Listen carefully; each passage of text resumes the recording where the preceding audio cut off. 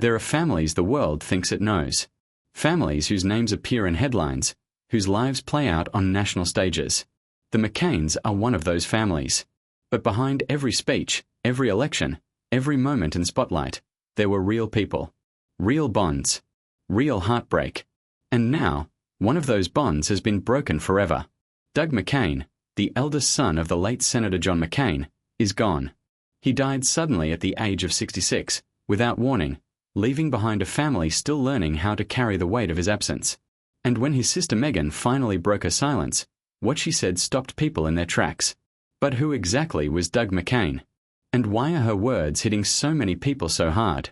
Most people who followed the McCain family over the years barely knew Doug existed. While his father commanded the national stage and his sister became a fixture on daytime television, Doug quietly built a life far from the cameras. He grew up in Jacksonville, Florida, energetic, funny, easy to like. The kind of person who made a room feel warmer just by being in it. And yet, despite carrying one of the most recognized names in American politics, he never seemed to want the spotlight for himself. Here's what's interesting. While everyone around him was drawn into public life, Doug went the other way entirely. He studied systems engineering at the University of Virginia, where he also met Ashley, the woman who would become his wife of nearly 40 years. Their love story started simply, as most great ones do. A friendship. Shared time. Then something deeper. Together they built a home grounded in loyalty, laughter, and quiet dedication. They raised 2 children, Caroline and Shep, and later Doug became a grandfather to little Teddy, a role, by all accounts, that brought him some of his greatest joy. But before any of that, there was the Navy. After graduating in 1982, Doug followed his family's deep tradition of military service and enlisted.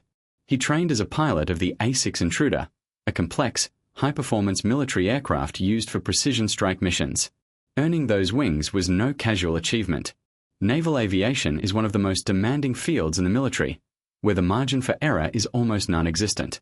Doug didn't just survive the training, he thrived in it. And that's when flying stopped being just a career. It became who he was. After his military service ended, Doug transitioned to commercial aviation and joined American Airlines.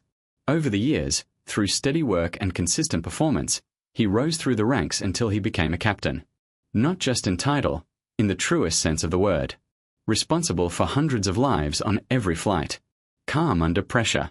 Trusted by his crew. Respected in his field. Yet the people closest to him never describe him in terms of rank or achievement. They described the laugh. The warmth. The way he could walk into a room and make everyone feel like they belonged. Which makes what happened next even harder to process. When news of Doug's death broke, Meghan McCain didn't hold back. Her tribute wasn't polished or political.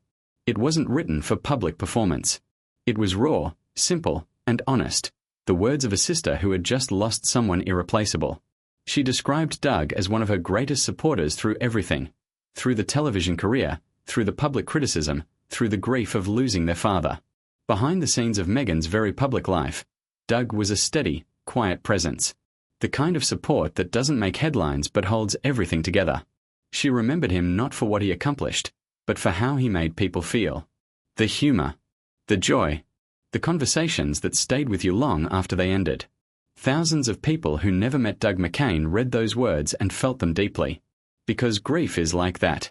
It doesn't require familiarity. It just requires truth, and Meghan's tribute had plenty of it. There's something quietly powerful about Doug's story when you step back and look at the whole picture. He came from a family defined by public service, political legacy, and national recognition. He could have leaned into all of that. Instead, he chose a different kind of life. 40 years of marriage. 2 children raised with strong values. A career built on skill and quiet dedication.